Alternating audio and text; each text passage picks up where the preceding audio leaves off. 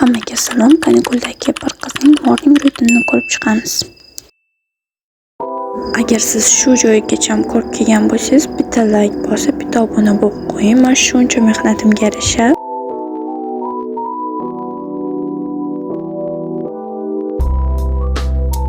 xullas, quyosh ham turmagan bir paytda men ertachidan turib olib, yuz-qo'llarimni yuvib oldim.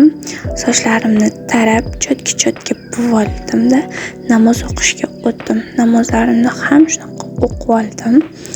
Asliga faqat tasbih o'qirganimni ko'rsatdim xolos. Qolganini ko'rsata olmadim. Shuni o'zini ko'rsanglar ham yetadi.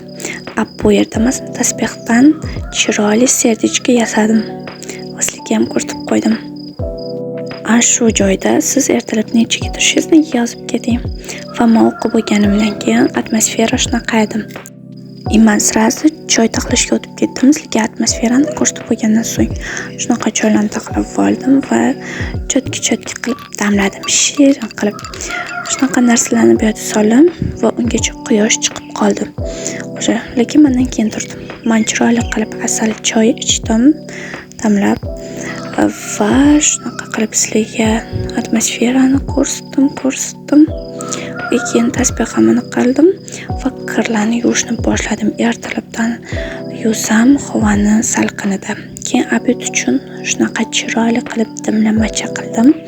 Dimlamani tayyorlash uchun birinchi qozonimizga narsa soldim, keyin yog' soldim, go'shtlarni solib, piyozlarni ham shunaqa solib, bolgarskiy chesnoklarni solib, sabzini ustidan qo'ydim va karamlarni terib oldim. Karamlar ozgina tayroq bo'lsa yaxshi pishadi. Keyin ustidan kartoshkalarni ham shunaqa qilib sovib oldim va pomidor qo'yib yubordim. Tagiga solishidan tushib ketdi. Keyin karamlarni shuna ko'tarib soldim. Va buni to'lguncha suv solamiz, ya'ni abzallab o'tguncha. Og'zini yopib qaynatishga qo'yib qo'ydim va ziravorlarni soldim. Paprika, lavr bargi, murch va tomat pastasidan sovurdim. Men bu kenzani shunaqa butunlikcha qo'ydim, pishgandan keyin tashlayman. Va bu qaynab yotaveradi. Men oxirigacha kirlarimni yuvib qo'yaman.